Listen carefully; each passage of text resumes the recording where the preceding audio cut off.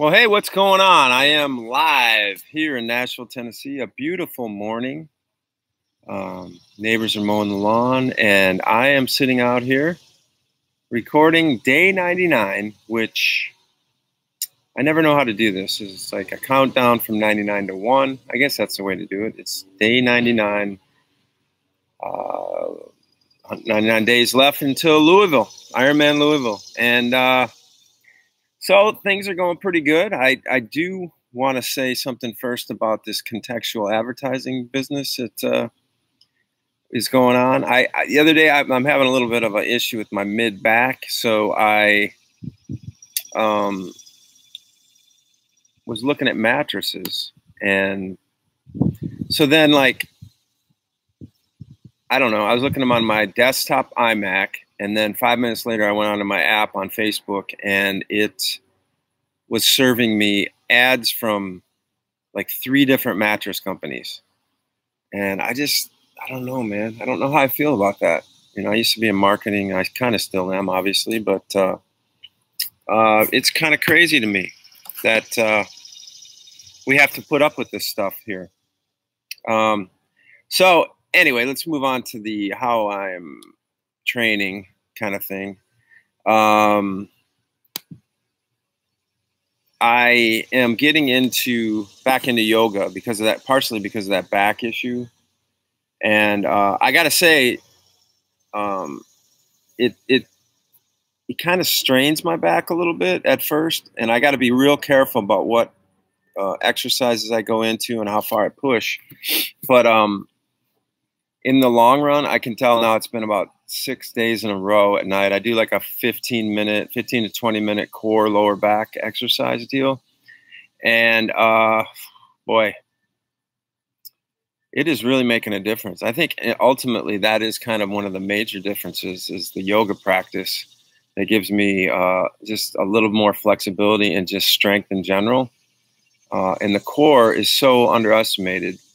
We run a lot and we swim a lot, we bike a lot, and sure, that's going to be affecting your core, but it's the other stuff that really lengthens it, and this stuff is like opening my abdominal muscles and strengthening the lower back, and these are the things that really pay off, I think, over the course of a long triathlon.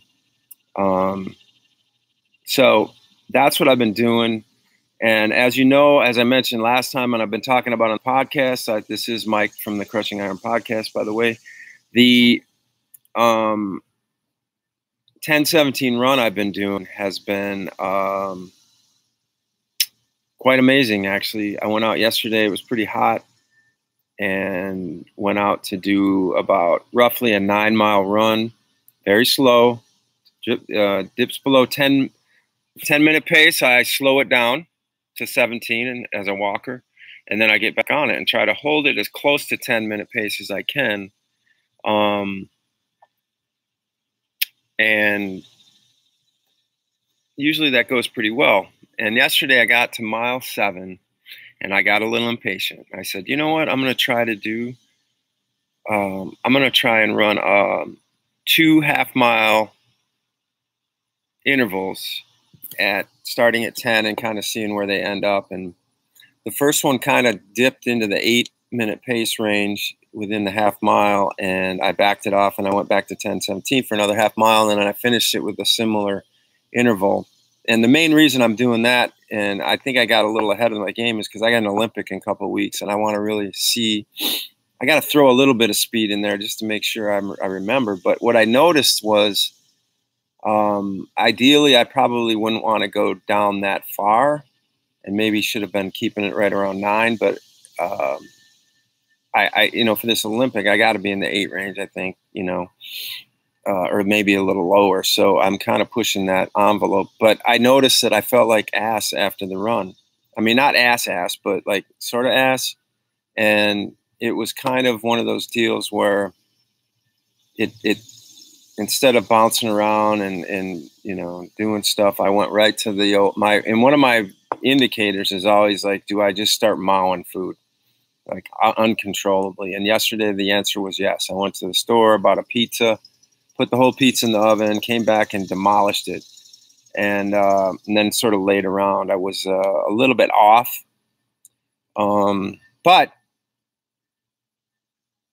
I ended up going out and hanging out with my buddy at the coffee shop last night. A crazy Friday night, I tell you.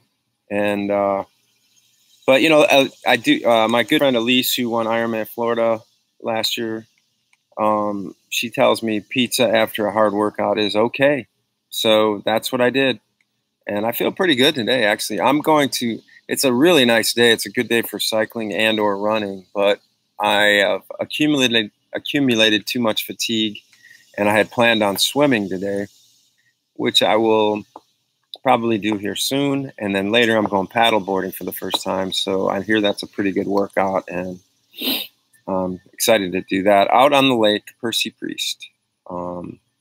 So one other thing I want to touch on was this concept of, I always talk about easing into each event. And the other day I went out to the lab, which is the airfield where I do my interval riding. And I got out there, and I do this thing usually where I call it like sort of a tempo ladder or something like that, where I start.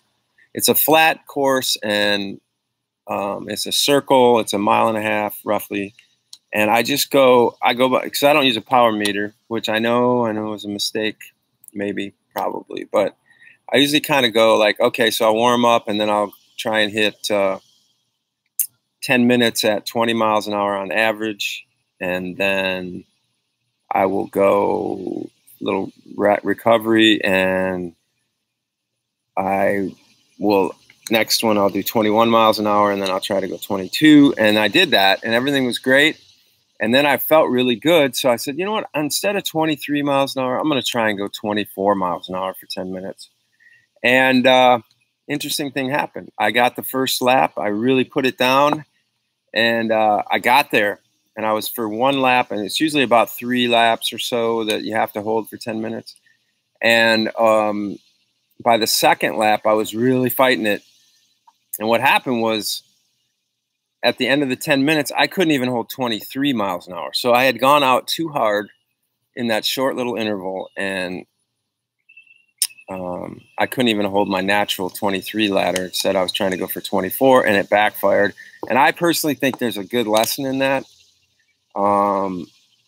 If you go out too fast in any of these disciplines, it's going to get harder at the end to hold what you hope to hold. So it's better to sort of ramp up than to go up and try and hold on. A lot of times that's what happens in a run. It's like you go out too fast, and then it's like every bone in your body's trying to hold on to a pace, and it usually doesn't happen. You start walking, blah, blah, blah. So there's a lot to be said for, I think, honestly, I'm still at the point right now where I'm thinking about starting off the Ironman run with my 10:17 model.